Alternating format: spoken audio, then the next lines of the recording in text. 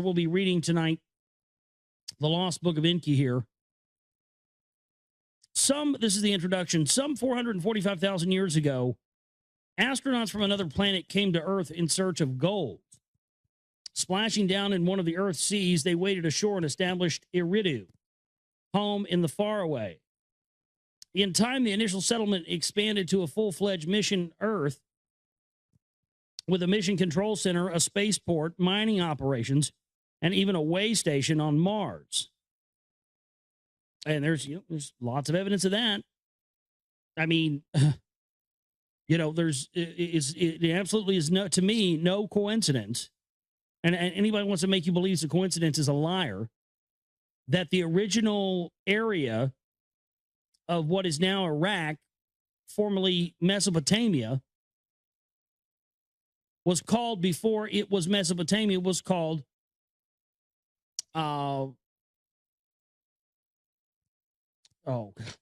Cydonia. Sorry, I had a brain fart there for a minute. And the area also on Mars where the face was found is also on Cydonia. Coincidentally enough, both places are also located on the 33rd degree parallel. Yes, you heard me right. Ancient Mesopotamia was, or is also Iraq, also located on the 33rd degree parallel, formerly known as Cydonia. Cydonia on Mars, where the face is located, is also on the 33rd degree parallel. As we talked about earlier with 33, no coincidence, ladies and gentlemen. So, I got to say the idea of the way station thing, definitely a lot of evidence to support that. Short of manpower, the astronauts employed genetic engineering to fashion primitive workers, Homo sapiens. It says Horno sapiens, so maybe that's a misprint. Homo sapiens, the deluge that catastrophically swept over the Earth required a fresh start. The astronauts became gods, granting mankind civilization, teaching it to worship. Then, about 4,000 years ago, all that had been achieved unraveled in a nuclear calamity brought about by the visitors to Earth in the course of their own rivalries and wars. Exactly what I talked about earlier. So that's coincidental yet again. This is going to be a good read, I think. I can already tell. We're starting to see synchronicities already. Exactly what I described earlier with the Bhagavad Gita, the pre-flood ash. What had taken place on Earth, and especially the events since human history began, has been culled by Zecharia Sitchin in his The Earth Chronicle series from the Bible, clay tablets, ancient myths, and archaeological discoveries. But what had preceded the events on Earth, what had taken place on the astronauts' own planet Nibiru that caused the space journeys, the need for gold, the creation of man, what emotions, rivalries, beliefs, morals, or lack thereof motivated the principal players in the celestial and space sagas? What were the relationships that caused mounting tensions on Nibiru and on Earth? What tensions arose between old and young, between those who had come from Nibiru and those who were born on Earth? And to what extent was what happened determined by destiny, a destiny whose record of past events holds the key to the future? Would it not be auspicious were one of the key players an eyewitness and one who could distinguish between fate and destiny to record for posterity the how and where and when and why of it all, the first things and perhaps the last things? But that is precisely what some of them did do, and foremost among them was the very leader who had commanded the first group of astronauts. Scholars and theologians alike now recognize that the biblical tales of creation, of Adam and Eve, the Garden of Eden, the Deluge, the Tower of Babel, were based on texts written down millennia earlier in Mesopotamia. Now, keep in mind as well, folks, this is, again, why in 2003, in the invasion of Iraq, they went into the Iraq National Museum, stole all the artifacts pertaining to ancient Mesopotamia, the little reptilian alien statues, all the cylinder seals, all that stuff. This is why. And so the Adam and Eve, the tales of creation, the Garden of Eden, the Deluge, the Tower of Babel, were based on texts written down millennia earlier in Mesopotamia, especially by the Sumerians. And they, in turn, clearly stated that they obtained their knowledge of past events, many from a time before civilizations began, even before mankind came to be, from the writings of the Anunnaki. From those from heaven to earth came the gods of antiquity. As a result of a century and a half of archaeological discoveries in the ruins of the ancient civilizations, especially in the Near East, a great number of such early texts have been found. The finds have also revealed the extent of missing texts, so-called lost books, which are either mentioned in discovered texts or are inferred from such texts, or that are known to have existed because they were cataloged in royal or temple libraries. Sometimes the secrets of the gods were partly revealed in epic tales, such as the Epic of Gilgamesh. That disclosed the debate among the gods that led to the decision to let mankind perish in the deluge, or in a text titled Atra Hasis, which recalled the mutiny of the Anunnaki who had toiled in the gold mines that led to the creation of primitive worker earthlings. From time to time, the leaders of the astronauts themselves authored compositions, sometimes dictating the text to a chosen scribe, as the text called the Era Epos, in which one of the two gods who had caused the nuclear calamity sought to shift the blame to his adversary. Sometime the god acted as his own scribe, as is the case regarding the book of the secrets of Thoth, the Egyptian god of knowledge, which the god had secreted in a subterranean chamber. When the Lord God Yahweh, according to the Bible, granted the commandments to his chosen people, he first inscribed in his own hand 2 stone tablets that he gave to Moses on Mount Sinai. When Moses threw down and broke that first set of tablets in response to the golden calf incident, the replacement set was written by Moses on the tablets on both their sides when he stayed on the mount 40 days and 40 nights, recording the dictated words of the Lord. Were it not for a tale recorded on papyrus from the time of the Egyptian king Khufu concerning the book of the secrets of Thoth, the existence of that book would have not become known. Were it not for the biblical narratives in Exodus and Deuteronomy, we would have never known about the divine tablets and their contents.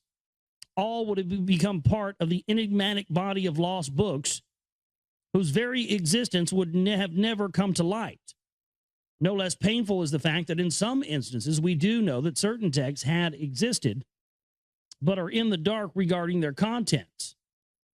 Such is the case regarding the book of the Wars of Yahweh and the book of Dasher, or also known as the book of righteousness, which are specifically mentioned in the Bible.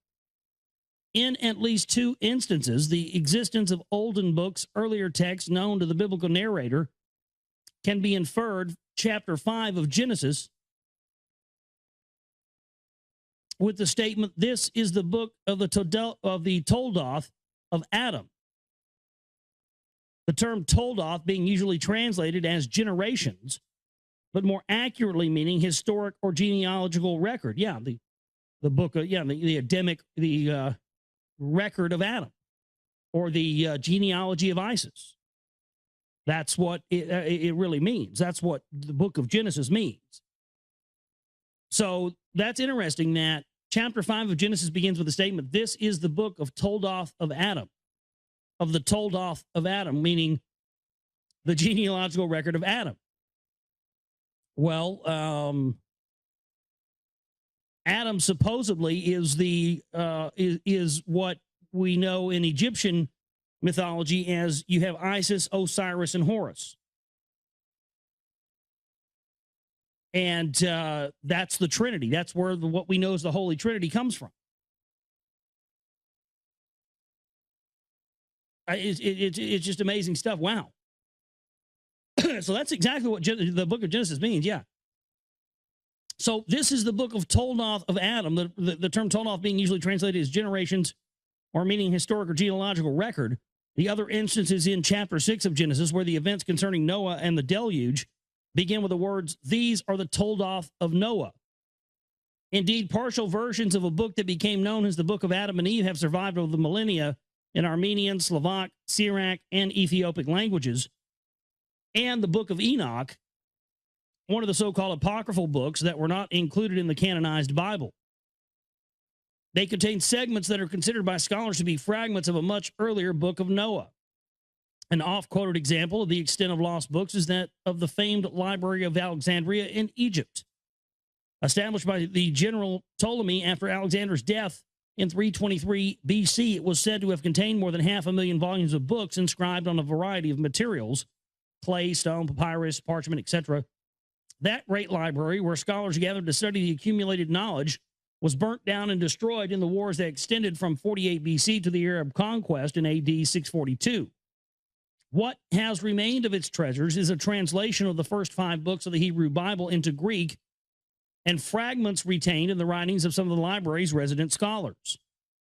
It is only thus that we know that the second King Ptolemy commissioned, circa 270 BC, an Egyptian priest whom the Greeks called Mantho, to compile the history and prehistory of Egypt. At first, Mantho wrote, only the gods reigned there, then demigods, and finally, circa 3100 BC, pharaonic dynasties began.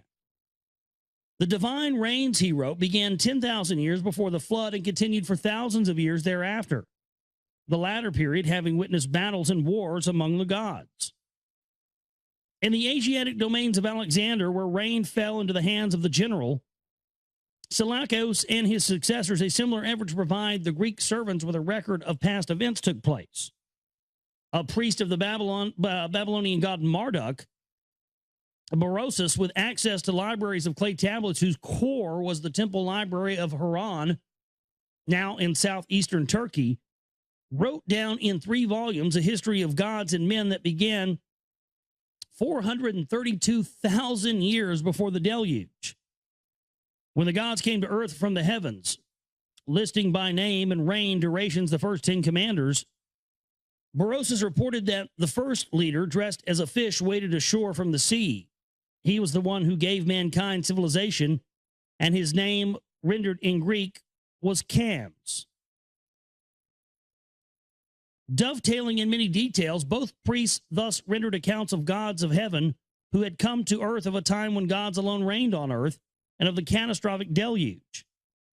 In the fragmentary bits and pieces retained in other contemporary writings from the 3 volumes, Berosus specifically reported the existence of writings from before the great flood stone tablets that were hidden for safekeeping in an ancient city called Sippar, one of the original cities established by the ancient gods.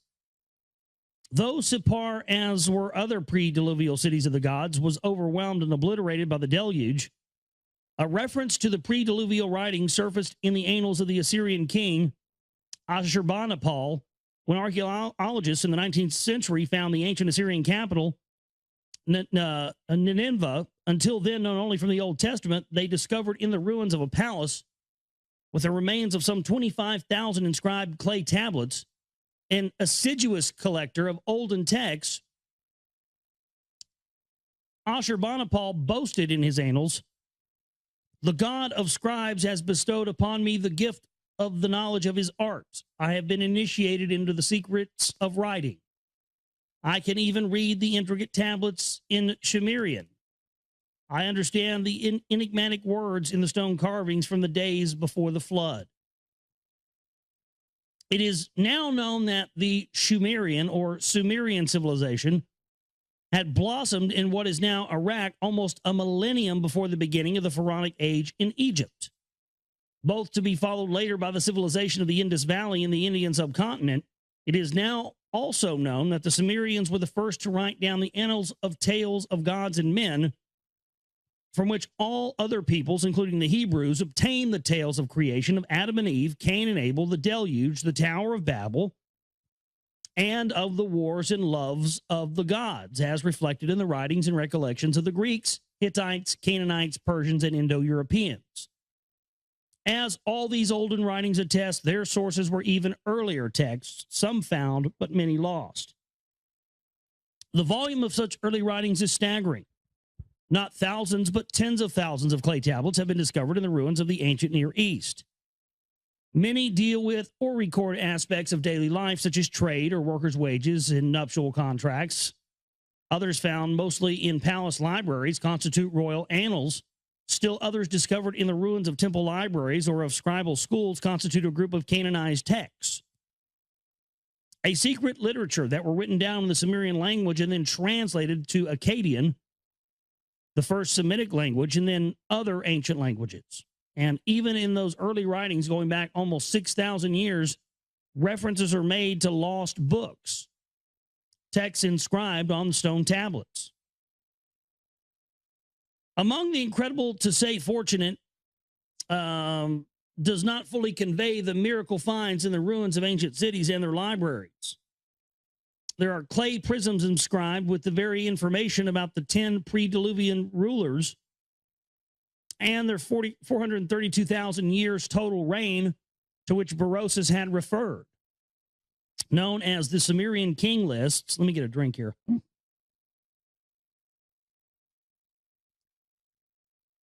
Known as the Sumerian king lists and on display in the Ashmolean Museum in Oxford, England. Their several versions leave no doubt that their Sumerian compilers had access to some earlier common or canonized textual material.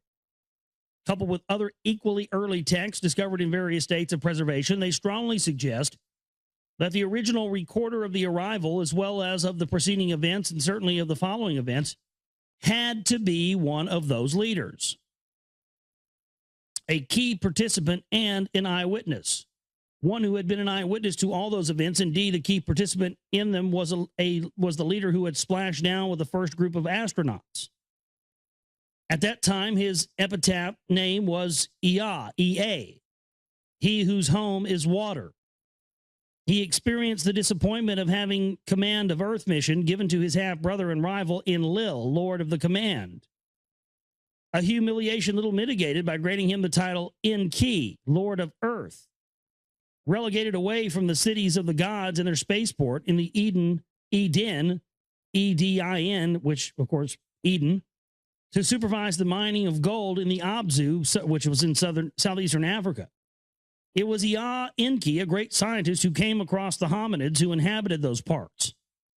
And so when the Anunnaki toiling in the gold mines mutinied and said, "No more," it was he who realized that the needed manpower could be obtained by jumping the gun on evolution through genetic engineering, and thus did the Adam, literally, he of the earth, earthling, came into being. As a hybrid, the Adam could not procreate. The events echoed in the biblical tale of Adam and Eve in the Garden of Eden record the second genetic manipulation by Enki that added the extra chromosomal genes needed for sexual procreation.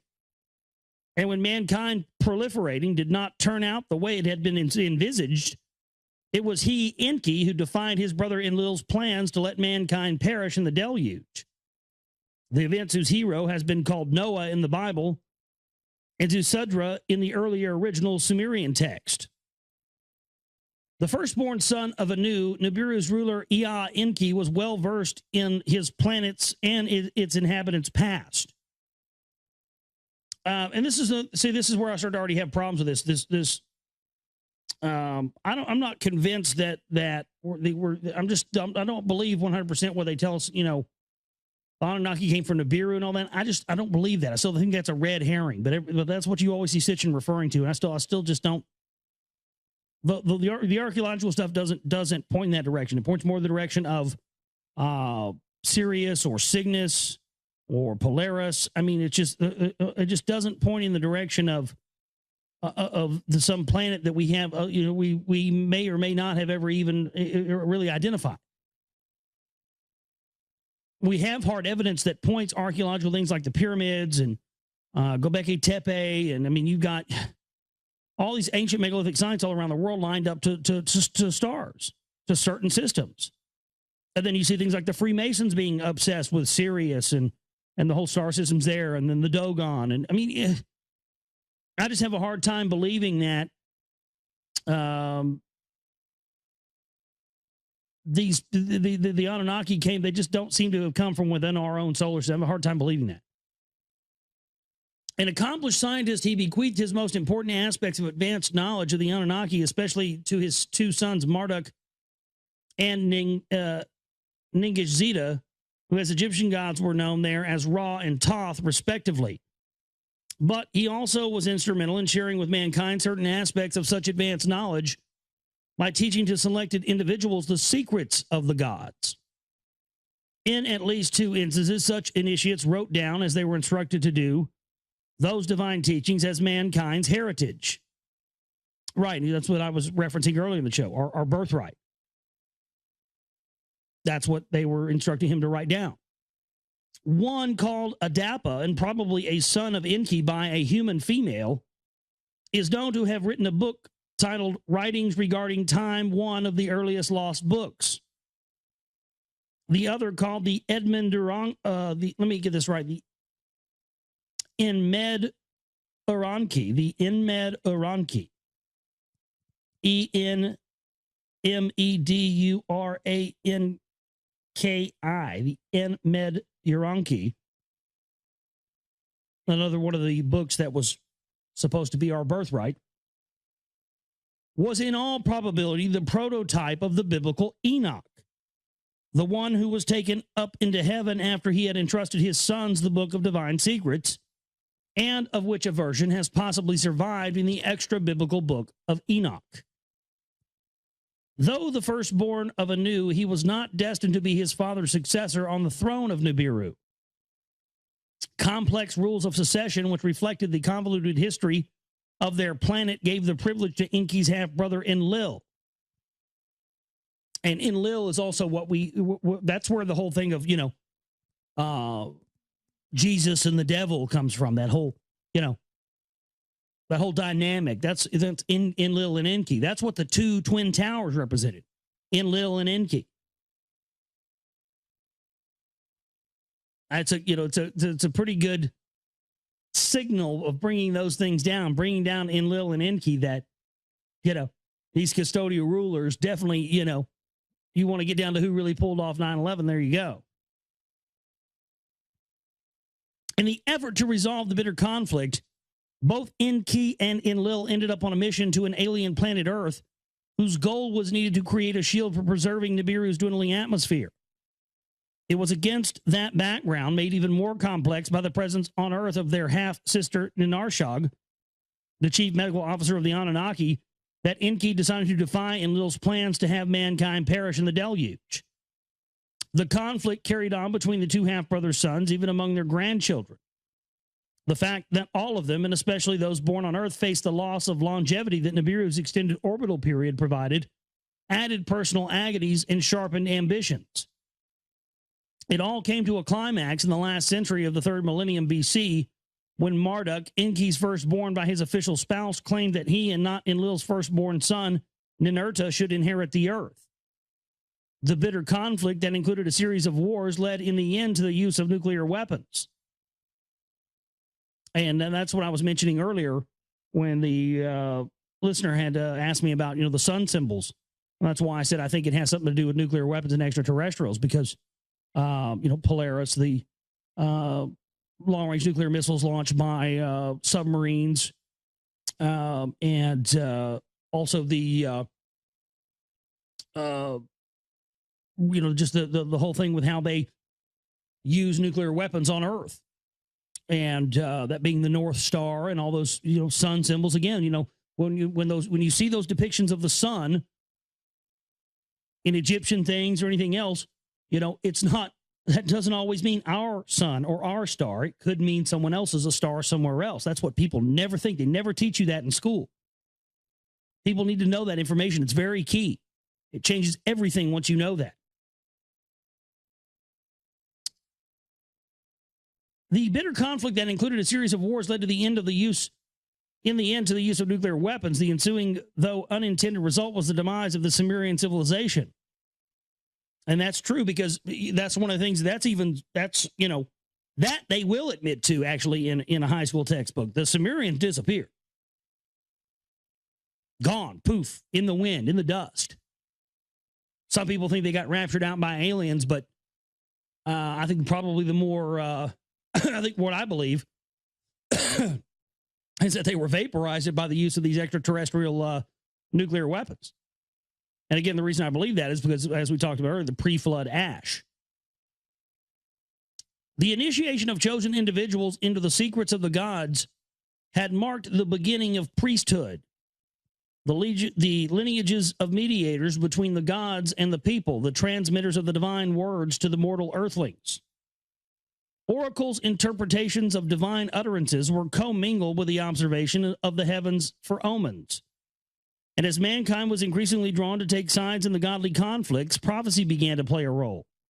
Indeed, the term to denote such spokesmen of the gods who proclaimed what was to come, Nabi, was the epitaph for Marduk's firstborn son, Nabu, who had tried on behalf of his exiled father to convince mankind that the heavenly signs bespoke the coming supremacy of Marduk.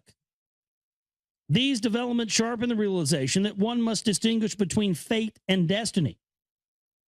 The proclamations of Enlil, sometimes even of Anu, that used to be unquestioned were now subjected to the scrutiny of the difference between Nam and destiny, like the planetary orbits, whose course had been determined and was unchangeable, and Namtar, literally, a destiny that could be bent, broken, changed, which was fate. Reviewing and recalling the sequence of events and the apparent parallelism between what had happened on Nibiru and what took place on Earth, Enki and Enlil began to ponder philosophically what indeed was destined and could not have been avoided, and what was just fated as a consequence of right or wrong decisions and free choice. The latter could not be predicted. The former could be foreseen, especially if all, as the planetary orbits, was cyclical. If what was shall be again, if the first things shall also be the last things. The climactic event of the nuclear desolation sharpened soul-searching among the leaders of the Anunnaki and raised the need to explain to the devastated human masses why it came to pass this way. Was it destined, or was it just the result of an Anunnaki-made fate? Was anyone responsible? Is there someone accountable? In the councils of the Anunnaki on the eve of the calamity, it was Enki who stood alone in opposition to the use of the forbidden weapon. It was thus important for Enki to explain to the suffering remnants that the turning point in the saga of extraterrestrials, who had meant well but ended as destroyers, had come to pass, and who but Ea Enki, who was the first to come and be an eyewitness to it all, was the most qualified to tell the people so that the future could be divined. And what was the best way to tell that it was all a first-person report by Enki himself?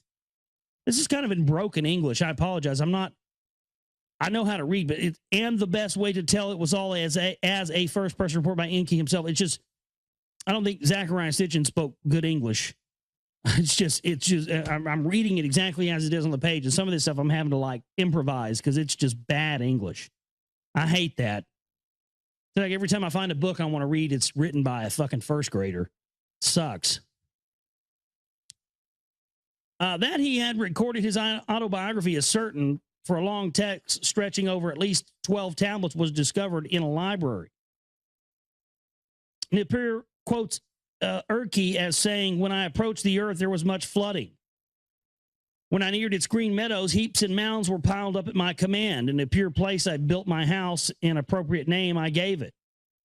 The long text continues to describe how Ea, or Enki, then assigned tasks to his lieutenants, putting their mission to Earth in motion. Numerous other texts that relate varied aspects of Enki's role and the ensuing developments serve to complete Enki's tale. They include a cosmogony, an epic of creation at whose core lay Enki's own text, which scholars call the Eridu Genesis. They include detailed descriptions of the fashioning of the atom.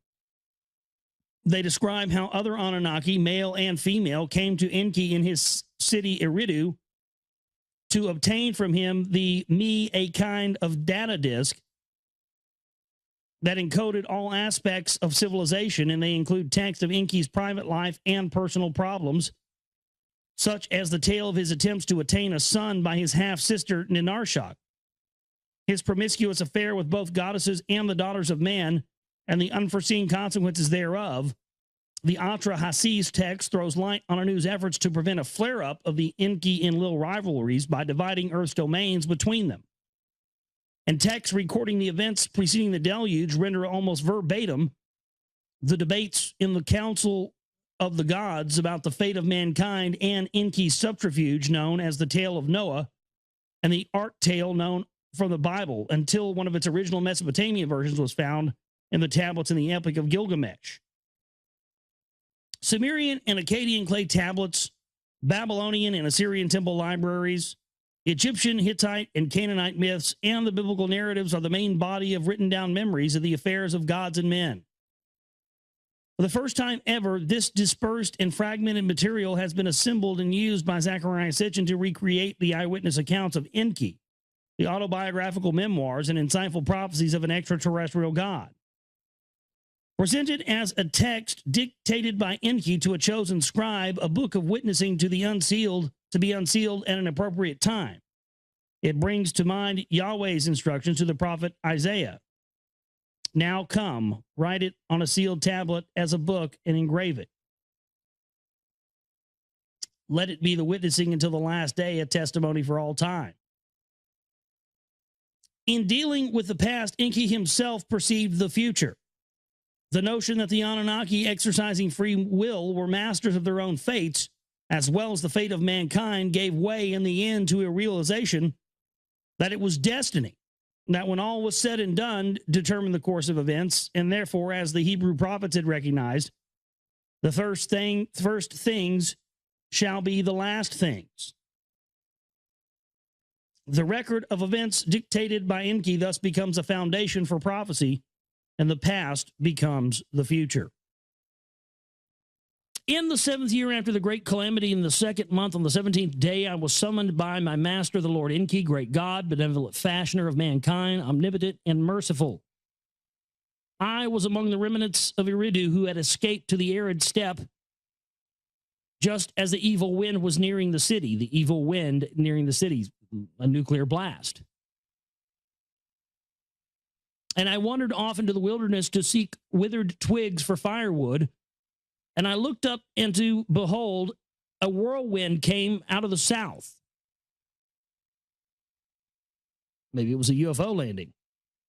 There was a reddish brilliance about it, and it made no sound. Well, a lot of UFOs have been described as making no sound, haven't they? And as it reached the ground, 4 straight feet spread out from its belly, and brilliance appeared. I mean, come on. 4? You got to give me a fucking break. You know? 4 little feet come right out of it. Lands, just classic flying saucer here. You know? This is what I'm saying. Now you read that, and it just makes total sense to you why the first thing they did during the invasion of Iraq in 2003 was to invade the Baghdad Museum and take all of these cylinder seals and clay tablets that have all this information in it.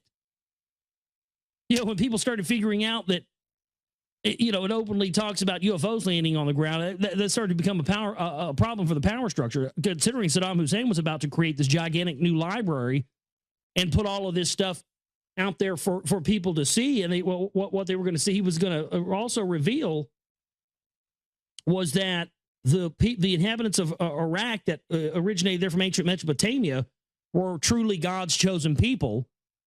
And that was actually the land talked about in biblical times, and that, you know, the Jews and what we know as Semites, not non-Arabs, were the imposters. So, you know, that combined with, you know, a library where you could go see for yourself and translate for yourself stuff like this, where it's clearly talking about UFOs landing on the ground. I mean, my goodness, now you know what this whole thing has been about. Now you know why they're obsessed with antiquities. 4 straight feet spread out from its belly, and the brilliance appeared. Brilliance means a bright light. So 4 legs came out of a whirlwind with no sound, and a bright light came out of the center of it. And I threw myself to the ground and prostrated myself, for I knew that it was a divine vision. Of course, you know, UFOs land. These people don't have any idea what this technology is. Their only reference point is that it's God's. And when I lifted my eyes, there were 2 divine emissaries standing near me. And they had the faces of men, and their garments were sparkling like burnished brass. And they called me by name and spoke to me, saying, "You are summoned by the great God, the Lord Enki. Fear not, you are blessed. And we are here to take you aloft and carry you unto his retreat in the land of Magan, on the island amidst the river of Magan, where the sluices are." Sluices. S-L-U-I-S-E-S. Don't know what that is, but S-L-U-I-C-E-S. Sluices. And they spoke, the whirlwind lifted itself as a fiery chariot and was gone. And they took me by my hands, each one grasping me by one hand, and they lifted me and carried me swiftly between the earth and the heavens. Yeah, our first documented abduction here. and carried me between the earth and heavens as the eagle soars, and I could see the land and the waters. I mean, my goodness, classic UFO abduction. The plains and the mountains, and they let me down on the island at the gateway of the great God's abode.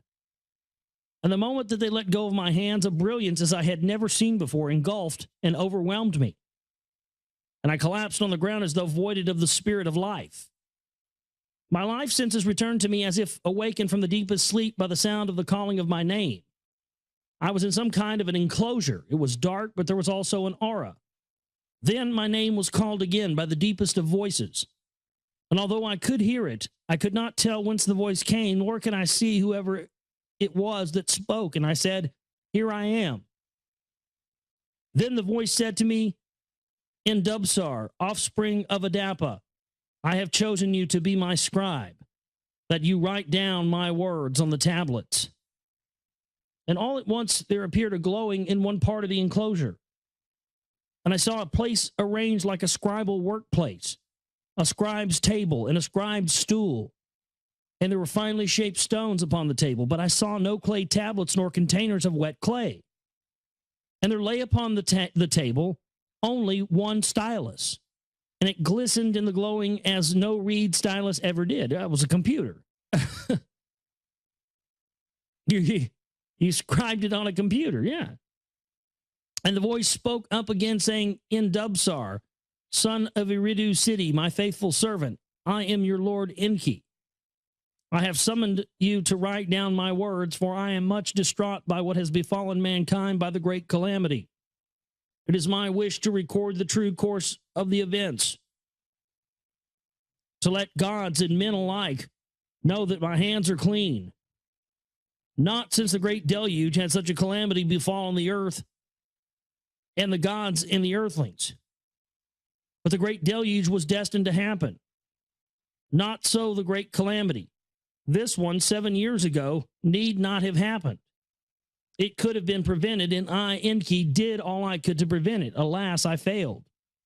And was it fate or was it destiny? In the future shall it be judged, for at the end of days a day of judgment there shall be. On that day the earth shall quake, and the river shall change course. And there shall be darkness at noon, and a fire in the heavens in the night. The day of the returning celestial God will it be. And who shall survive, and who would perish? Who shall be rewarded, and who will be punished? Gods and men alike on that day shall it be discovered. For what shall come to pass by what had passed shall be determined, and what was destined shall in a cycle be repeated. And what was fated and only by the heart's will occurring for good, or I shall for judgment come. The voice fell silent. Then the great Lord spoke up again, saying, "It is for this reason that I will tell the true account of the beginnings and of the prior times and of the olden times. For in the past the future lies hidden. For 40 days and 40 nights shall I speak, and you will write. 40 shall be the count of the days and the nights of your task here. For 40 is my sacred number among the gods. For 40 days and 40 nights you shall neither eat nor drink. Only this once of bread and water you shall partake, and it shall sustain you for the duration of your task." And the voice paused, and all at once there appeared a glowing in another part of the enclosure. And I saw a table, and upon it a plate and a cup. And I rose up there too, and there was bread on the plate and water in the cup. And the voice of the great Lord Enki spoke up again, saying, "In Dubsar, eat the bread and drink the water, and be sustained for 40 days and 40 nights. And I did as directed. And therefore the voice directed me to sit myself at the scribal table, and the glowing there intensified. I could see neither door nor aperture where I was, yet the glowing was as strong as the midday sun. And the voice said, "In Dubsar, the scribe, what do you see?" And I looked, and I saw the glowing rate upon the table, and the stones, and the stylus. And I said, "I see stone tablets, and their hue is blue as pure as the sky. And I see a stylus, as I have never seen before, its stem unlike any reed, and its tip like an eagle's talon." And the voice said, "These are the tablets upon which you shall inscribe my words." By my wish, they have been cut of the finest lapis lazuli, each with 2 smooth faces provided. And the stylus you see is a god's handiwork, its handle made of electrum, and its tip of divine crystal. It shall firmly fit in your hand, and what you shall engrave with it shall be as easy as marking upon wet clay. In 2 columns you shall inscribe the front face. In 2 columns you shall inscribe the back of each stone tablet. Do not deviate from my words and utterances. And there was a pausing, and I touched one of the stones, and the surface thereof felt like a smooth skin, soft to the touch. And I picked up the holy stylus, and it felt like a feather in my hand. And then the great god Enki began to speak, and I began to write down his words exactly as he had spoken them. At times his voice was strong, at times almost a whisper. At times there was a joy or pride in his voice, at times pain or agony. And as one tablet was inscribed on all its faces, I took another to continue. And when the final words were spoken, the great God paused, and I could hear a great sigh. And he said, "In Dubsar, my servant, for 40 days and 40 nights you have faithfully recorded my words. Your task here is completed. Now take hold of another tablet, and on it you shall write your own attestation. And at the end thereof, as a witness, mark it with your seal, and take the tablet and put it together with those other tablets in the divine chest. For at a designated time, chosen ones shall come hither, and they shall find the chest and the tablets. And they shall learn all that I have dictated to you, and that true account of the beginnings and the prior times, and the olden times, and the great calamity shall henceforth be known as the words of the Lord Enki. And it shall be a book of witnessing of the past, and a book of foretelling the future. For the future in the past lies, and the first things shall also be the last things." Which means if in the beginning there were gods on earth, that means in the end there's going to be gods on earth. And there was a pause, and I took the tablets and I put them one by one in their correct order in the chest. And the chest was made of acacia wood, and it was inlaid with gold on the outside. Sounds like the Ark of the Covenant, doesn't it? And the voice of my Lord said, "Now close the chest cover and fasten its lock." And I did as directed. And there was another pause, and my Lord Enki said, "And as for you in Dubsar, with a great God you have spoken. And though you have not seen me in my presence, you have been. Therefore you are blessed, and my spokesman to the people you shall be. You shall admonish them to be righteous, for in that lies a good and long life. And you shall comfort them, for in 70 years the cities will be rebuilt, and the crops shall sprout again. There will be peace, but there will also be wars. New nations will become mighty. Kingdoms shall rise and fall. The olden gods shall step aside, and new gods shall decree the fates. But at the end of days, destiny shall prevail. And of that future it is foretold in my words about the past. All of that in Dubsar to the people you shall tell." And there was a pause and a silence, and I, Dubsar, bowed to the ground and said, "But how will I know what to say?" And the voice of the Lord Enki said, "The signs will be in the heavens, and the words to utter shall come to you in dreams and in visions. And after you are there, and after you, there will be another chosen prophet and other chosen prophets. And in the end, there will be a new earth and a new heaven. And for prophets, there will be no more need."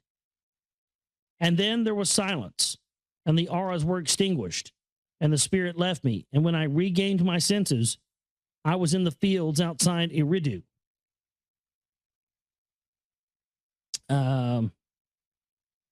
So there you go. There's the end of that. Now we're moving on here. The words of Lord Enki, synopsis of the first tablet, lamentation over the desolation of Sumer. We're going to continue in our reading from the the Lost Book of Enki. Interesting stuff here.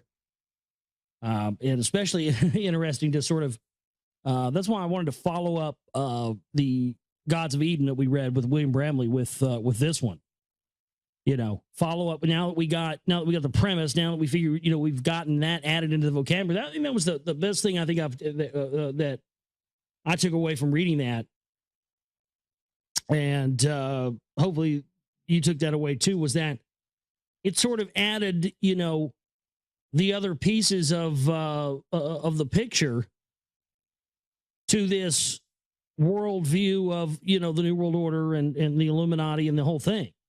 It did for me anyway. And I think that now that since we've done that, now reading, you know, actually stuff that's, you know, from the Sumerian tablets and whatnot is highly interesting. So we're going to jump back into that. TheGlobalReality.com. That's www.theglobalreality.com. That is my website where this broadcast originates from. And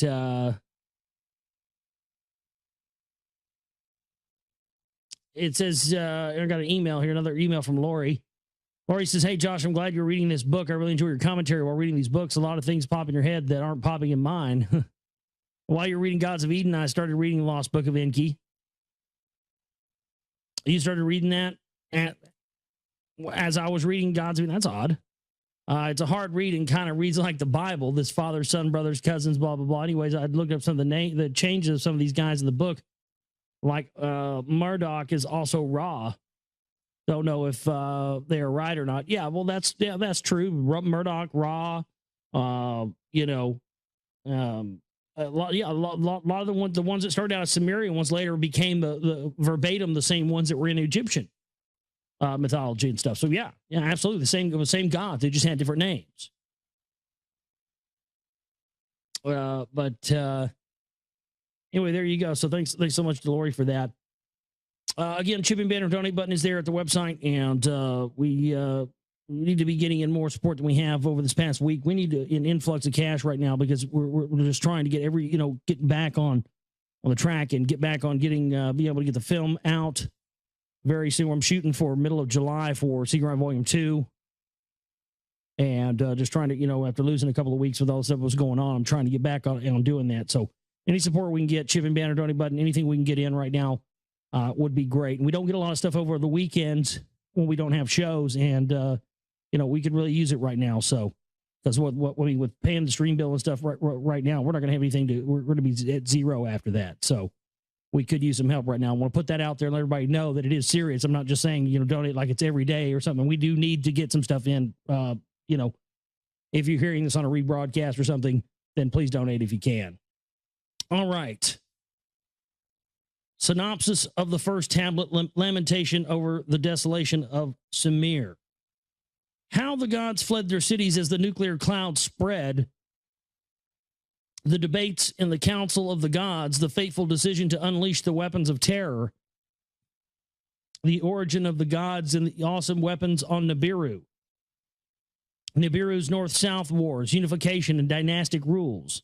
Nibiru's place in the solar system. A dwindling atmosphere causes climate changes. Efforts to obtain gold to shield the atmosphere fail. Alalu, a usurper, uses nuclear weapons to stir volcanic gases. Anu, a dynastic heir, disposes Alalu. Alalu steals a spacecraft and escapes from Nibiru. The first tablet. So now we're reading from the first tablet. Here we go. The words of the Lord Enki, firstborn son of Anu, who reigns on Nibiru. With heavy spirit I utter laments. Laments that are bitter fill my heart. How smitten is the land, its people delivered to the evil wind, its stables abandoned, its sheepfolds empty. Yeah, it was, you know, Sumer was reduced to dust. That's why the Sumerians just disappeared. They got wiped out by a nuclear war. How smitten are the cities? Their people piled up as dead corpses afflicted by the evil wind. How smitten are the fields, their vegetation withered, touched by the evil wind. How smitten are the rivers, nothing swims anymore, pure sparkling waters turned into poison. Of its black-headed people, Sumer is emptied, gone is all life. Of its cattle and sheep, Sumir is emptied. Silent is the hum of churning milk. In its glorious cities, only the wind howls. Death is the only smell. The temples whose heads to heaven arose by their gods have been abandoned. Of lordship and kingship command there is none. Scepter and tiara are now gone. On the banks of the two great rivers, once lush and life-giving, only weeds grow. No one treads the highways. No one seeks out the roads. Flourishing Sumir is like an abandoned desert. How smitten is the land, home of gods and men. On that land a calamity fell, one unknown to man. A calamity that mankind had never before seen, one that could not be withstood. On all the lands from west to east, a disruptive hand of terror was placed. The gods in their cities were helpless as man. An evil wind, a storm born in a distant plain, a great calamity wrought in its path. A death-dealing wind born in the west, its way to the east has made, its course set by fate. A storm devouring as the deluge, by wind and not by water, a destroyer by poisoned air, not tidal waves overwhelming. By fate, not destiny, was it engendered. The great gods and their council, the great calamity had caused. By Enlil and Nirhashag, it was permitted. I alone for a halt was beseeching. Day and night to accept what the heavens decree, I argued, to no avail. So he's basically saying he tried to stop it. They wouldn't listen to him. Ninurta, Enlil's warrior son, and Nergal, my very own son, poisoned weapons in the great plain, then unleashed them. That an evil wind shall follow the brilliance we knew not. Thy now cry in agony. They act like they didn't know what these weapons were going to do. They'd never used them before.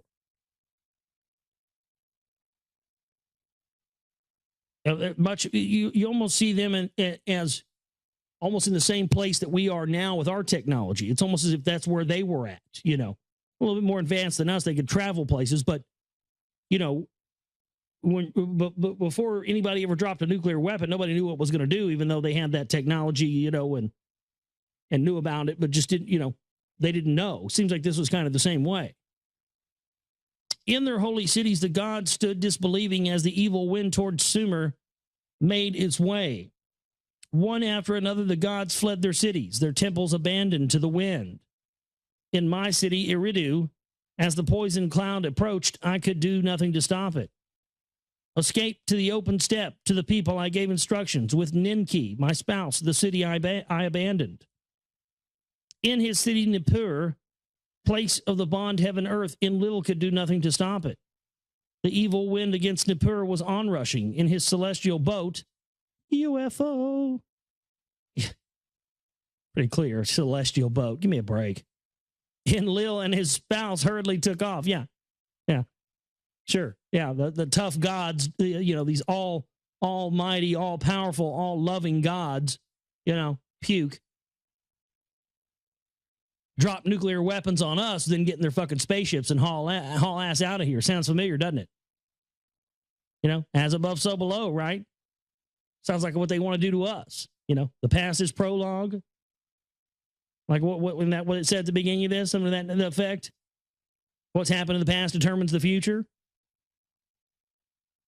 You know, so the gods, the extraterrestrials, they dropped nuclear weapons on us and they hauled ass in their spaceships and got the fuck out of here, and then, you know, left us all down here to die.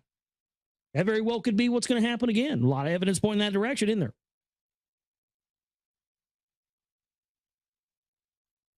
In Sumer's city of kingship, Nanar to his father Enlil for help cried.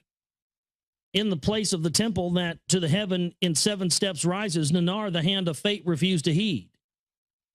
My father who begot me, great God who to had granted kingship, turn the evil wind away, Nanar pleaded. Great God who decrees the fates, let and its people be spared. Your praises to continue. Nanar appealed. Enlil answered his son, Nanar, noble son, your wondrous city kingship was granted. Eternal reign, it was not granted. Take hold of your spouse, Ningal, flee the city. Even I who decree fates, its destiny, I cannot bend. Thus did Enlil, my brother, speak. Alas, not a destiny it was. A calamity none greater since the deluge, gods and earthlings has befallen. Alas, not a destiny it was. The great deluge was destined to happen. The great calamity of the death-dealing storm was not. So they're saying that, again, really reinforcing that idea that the great deluge, the great flood, was destined to happen, but the death-dealing storm was not. Well, what makes that interesting is that historically people are often confused, because there was more than one great flood on this planet. There's more than one great deluge. And the reason that we know that is true scientifically is, again, because of that layer of pre-flood ash. So according to this, we have the great deluge. We have this great calamity of nuclear weapons unleashed, which, again,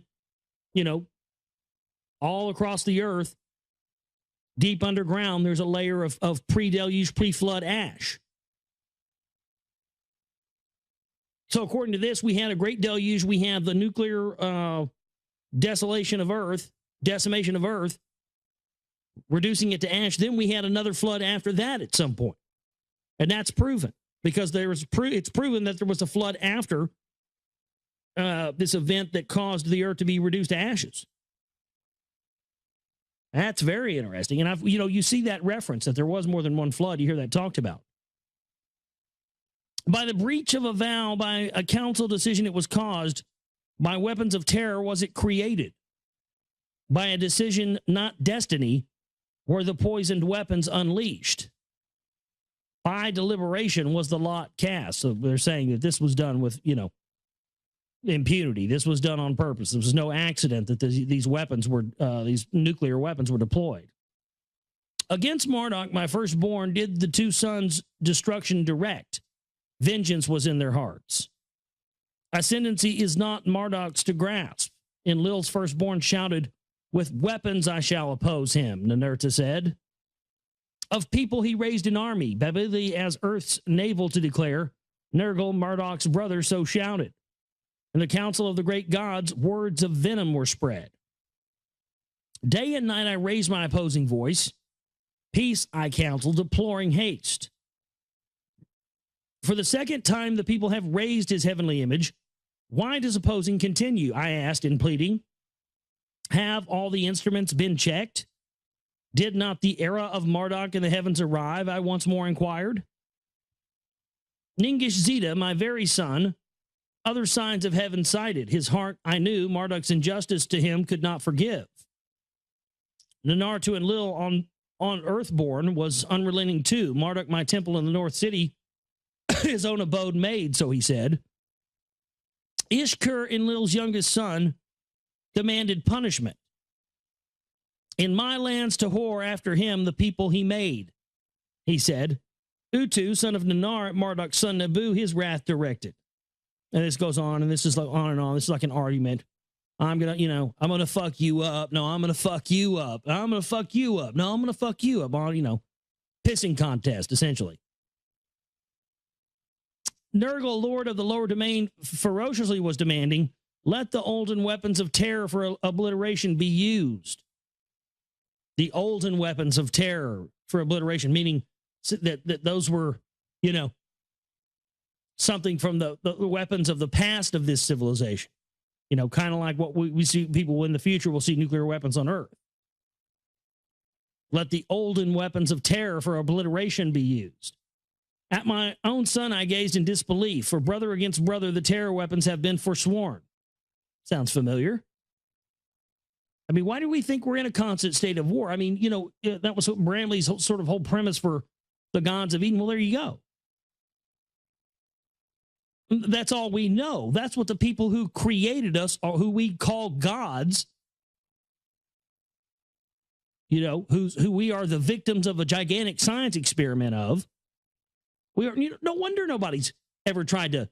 No wonder other extraterrestrial races haven't tried to get a hold of us, man. No, we're the bastard sons of the universe.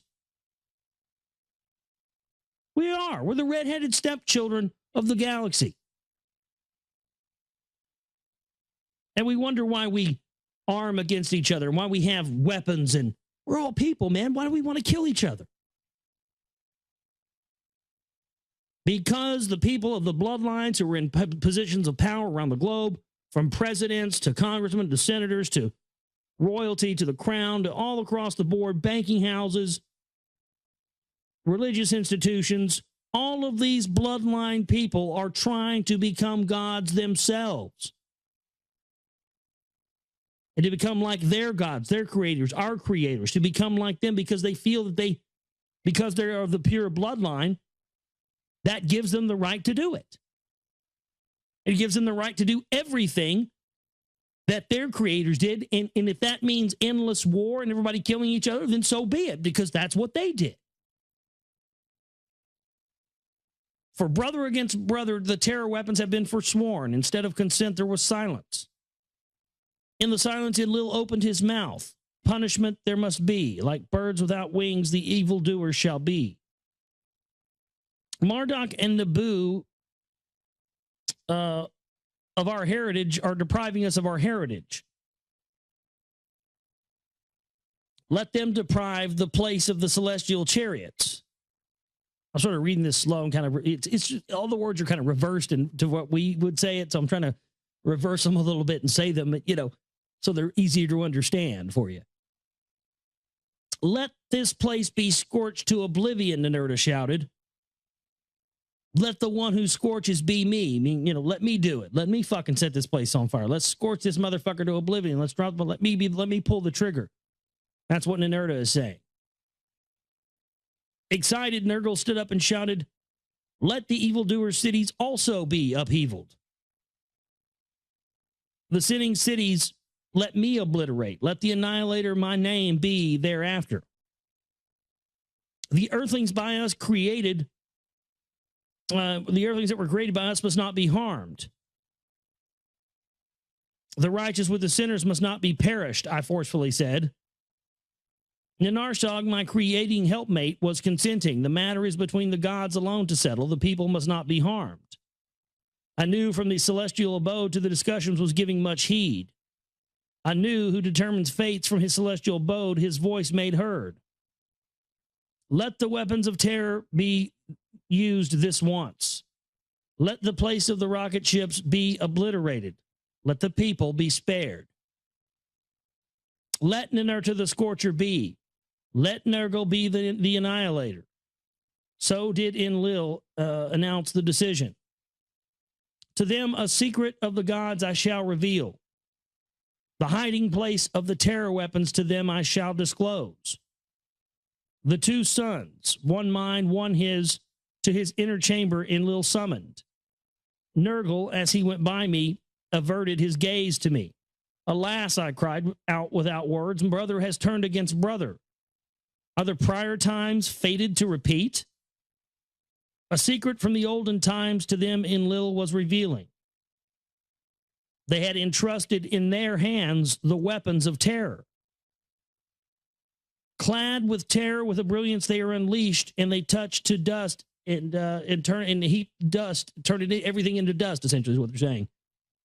For brother against brother on earth they were forsworn, and neither region to effect. Now the oath was undone like a broken jar in useless pieces. The two sons, full of glee, with quickened step from Enlil's chambers emerged for and the weapons departing. I mean, they launched the weapons. The other gods turned their back to the cities. None of his own calamity had a foreboding. Which means, they got the fuck out of there. Now this is the account of the prior times and of the weapons of terror. Before the prior times was the beginning. After the prior times was the olden times.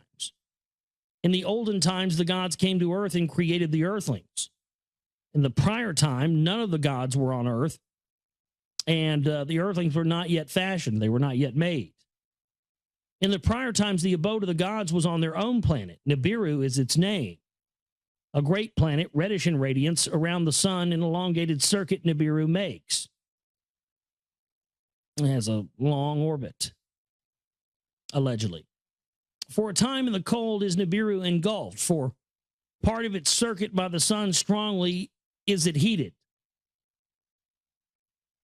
So every time it does a rotation, it gets so close to the Earth that it heats up. But because it's got such a slow orbit, life was able to flourish there, essentially, is what they're saying. A thick atmosphere envelops Nibiru by volcanic eruptions. All manner of life this atmosphere sustains, but without the atmosphere, there will only be dying, perishing.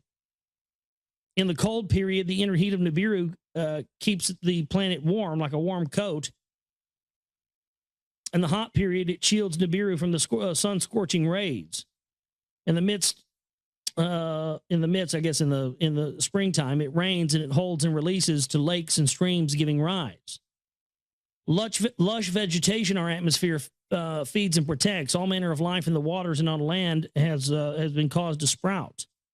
After eons of time, our own species sprouted, and by our own essence, an eternal seed was used to procreate. Which basically says, yeah, an eternal seed was used to, I mean, something came along and created them. You know, they may be the gods that created mankind, but somebody created them too. Who was it? See, I mean, we're not even ready to ask that question as a people on this planet, are we?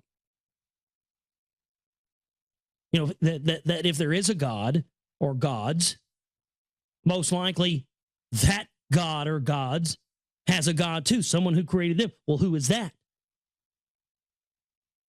You know, this is going to start to open up more questions than it is answers. As our numbers grew to many regions of Nibiru, our ancestors spread. Some tilled the land, some four-legged creatures shepherded, like, well, they had dogs, is what it means. Some lived on the mountains, some in the valleys, made their home. Some of them made their homes in the valleys, it's saying. Rivalries occurred, encroachments happened, clashes occurred, sticks became weapons. Clans gathered into tribes, and then two great nations faced each other. The nation of the north took arms against the nation of the south. And it talks about that they threw spears, which they call missiles, and they weapons of thunder and brilliance. You increase the terror. So they started out with, you know, sticks, and then it became weapons, guns, and then missiles, and then weapons of thunder. So, you know, it kind of sounds like the evolution of our weapons, doesn't it? You know, first it was sticks, then it was, you know, bows and arrows and you know, spears and all that, and swords. Then it became, you know, bullets and missiles and weapons of thunder, which, you know, that's our modern day weaponry, isn't it? Weather warfare, HARP and chemtrails. So, I mean, that almost, wow, that almost sounds like there was, you know, an evolution of weapons in the same way we've seen an evolution of weapons. A war long and fierce engulfed the planet, brother amassed against brother. There was death and destruction both north and south. For many circuits, desolation reigned the land, and all life was diminished. So for many orbits, for many rotations around the sun, there was no life on Nibiru at all. Then a truce was declared, and peacemaking was conducted. Let the nations be united, the emissaries said to one another. There they are, forming their world order. So this is great, isn't it? They have a war, brother against brother on the whole planet. Everybody wipes everybody out except for a few, and then the few that are left form a new world order where everybody's united. Sound familiar? I mean, that's what as above, so below means, folks. That's why they take that so seriously. As in the macrocosm, so in the microcosm. I mean, it looks like this is lining up to be our fate as well. Well, you know what? Just as it said here, is it fate or is it destiny? It was destiny for that flood to happen, but it was the fate of them to be wiped out by nuclear weapons. Well, this doesn't have to be our fate. Our fate can be determined by our actions or our inactions. But if we continue to not, you know, do anything, if we, you know, I mean, my goodness, like I've talked about, we got listeners in like 30-something countries now. We get our listenership has just been going through the roof, but yet we have 3 or 4 or 5 out of hundreds and hundreds of thousands of listeners that donate and support our work.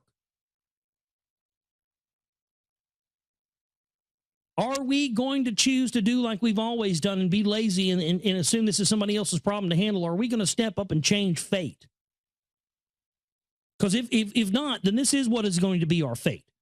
If we don't get involved and do something, this is going to be our fate. We are going to suffer the same fate that the people of old did.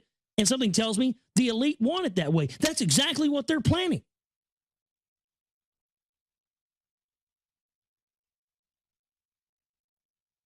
I want to play with the big boys. I want to play at the big boy level. We need cash to do that.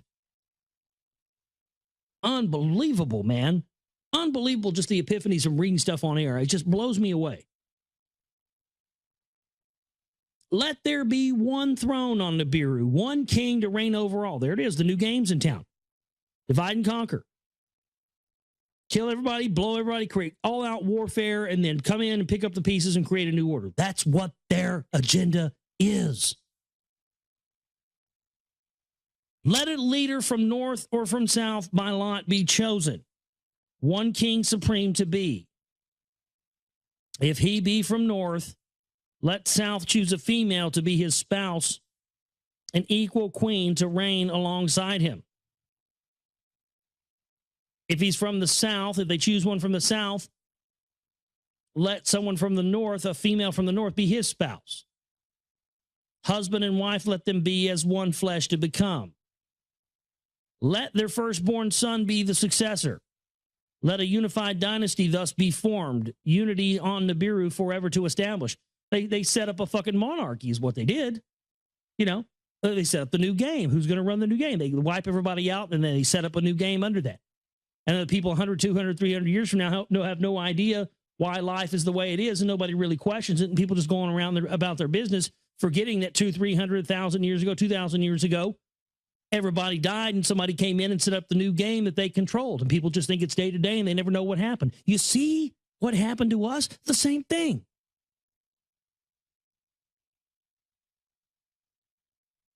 They did it here. They did it on their planet, and then they seeded us with the ability to do it again ourselves. We've gone down the same road they are. You see these, we call them vicious cycles. A father is an alcoholic and a wife beater, and so, and then the son grows up and becomes an alcoholic and a wife beater, and then his son grows up and becomes, it's a vicious cycle. But all it takes to break that vicious cycle is one person standing up and saying, no more, not me. I'm not going to be the one that continues that vicious cycle. It ends here. And that's what we have to do as a people, folks. It's our only hope. We have to say, no, we are not going to allow this to play out the way it's played out before. Every person on this planet needs to know this information. We've got to get this out to the people. People need to know that our destiny is going to be death and destruction and the setting up of a new power structure, resetting the game, resetting the table, starting it all over again. And that's exactly what they want to do, because that's what their predecessors did. Their gods, the ones that tinkered on earth and created us in this whole thing. But someone can stand up to this eventually and say no more. And by God, there's never been a better time than now. It's got to be us. We have to be the ones that say, no, no, no. This vicious cycle ends here. Otherwise, it's going to continue on. And that's exactly what the elite want. And I bet they never counted on the fact we'd ever even identify it. But now that we have, it can't be held back anymore. The royal throne into one flesh combined, an unbroken line of kingship established, just like they did on earth. The first king after peace was made, a warrior of the north he was, a mighty commander. He was true and fair to the people. He was chosen because his degrees were accepted by all of the people. He built a splendid city to live in, and it was called Agade, which meant unity. So see how even the title of the city was uniting, bringing everything together, bringing together the new order. For his reign, a royal title he was granted, and it was the celestial one. His name was On. And his name On means the celestial one.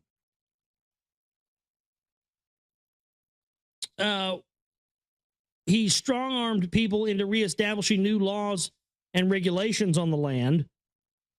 He appointed governors for each land and created restoration and reclamation tasks for the people. Of him in the royal annals, thus it was recorded, On the lands unified, peace on Nibiru he restored.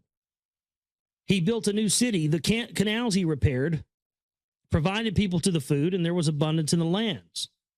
For his spouse from the south, a maiden he had chosen for both love and warring, she was known. On 2 was her royal title. Cute. On 2, T-U, like number 2. And the leader who is On spouse, the given name cleverly did mean, yeah, On 2. Yeah, it even says, it's clever. It was cute that they did that. She bore On 3 sons and no daughters. The firstborn by her named Enki. Enki. You see, like Anu, Na, Ki. Now it's just Enki. Now you're starting to see the lineage. See this? That's what this is. That's why he said, this is the preface. This is of the times that came before. Well, that's what we're reading here. This is unbelievable. This is an account. I didn't know this. I wasn't aware of this. Wow. It's mind blowing now that I'm reading this. Now that I figured out what this is. Wow, man. This is killer. This is a genealogical record of the generations of people that came before what we know as the Anunnaki.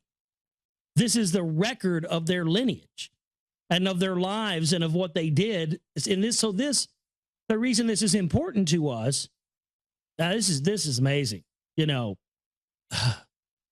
mean, people, say a lot of crap about these, translations and stuff, blah, blah, blah, I think a lot of that's disinfo. I think a lot of people are like, oh, no, those aren't real. Those aren't true, blah, blah. I think people are real scared of this. Because what this is doing is, and that's why it said, what has happened in the past is important to the future, because they're showing what the bloodline lineage, the relatives, ancestors of the Anunnaki who came to Earth and seeded life, they're showing what they did in their lives and how they set things up. And by having that access to that knowledge, that's why this was one of the things that Enki wanted mankind to have, this book. He wanted mankind to know this, because something in this information was going to be a gift to us to save us from some fate that may be forced upon us by these custodians in the future. So this is unbelievable, man. I mean, this, it really, it's an account of the bloodlines, of the lineage, and it talks about what they did in their times. And this is something we can learn from, especially when we see how, this man against man, brother against brother fighting, and then the new order comes in. This information and stuff we are supposed to know, to learn something from it, to keep ourselves from going down the same route that people before us did. That's why this has been hidden from us. That's why they've, gone into Iraq, gone into all of the museums and taken all these things. They don't want us to get our hands on this, because if we get our hands on this stuff and understand that what happened in the past also may happen in the future, if we don't learn what happened in the past and learn from that, it's, again, just a paradigm shift. It all makes sense to me. Now, that's what all this shit's about, man. It was just kind of strange just reading this. And as I was reading this, I realized this is this is a genealogical account. So that somebody, somewhere, someday, you and I now could gain some perspective or some knowledge from this. This is what secret societies, the original purpose of secret societies was. And what they did was they took that, corrupted it, and turned it, instead of being secret societies to teach us this, they turned it in secret societies are there to keep us from learning this. And only their people who are going to play the game their way and not tell people this are going to be initiated. This is the secret of the secret societies, ladies and gentlemen. Right here, you heard it right here on the show. I'm here to tell you right now today. This is it. This is what they've been hiding. This is what they didn't want us to know. The dynasty thus began with the death of Enki, and there was no offspring. The middle son, though not firstborn, was pronounced the legal heir. We are pushing the envelope now. I mean, can you feel it? We are in the age of awakening, folks. This is it. All is going to be revealed. It is being revealed right now on this show as you're listening. We are the generation that this stuff has to stop with. We have the information. We have the power. Our task now is to wake the people up from their slumber, and it's time to stop playing nice. I hope you'll send this broadcast to somebody. I hope you'll get it out there when it appears on YouTube, when it appears on my archives. Get it out there. Let people hear it, man. Let's do this. God, this is unbelievable. Every day is a new mind-blowing, paradigm-blowing day for me. I mean, every day. It should be for you, too. If you're staying on top of your research, you're paying attention to stuff like what I do, it will be. Never give up. Never let up.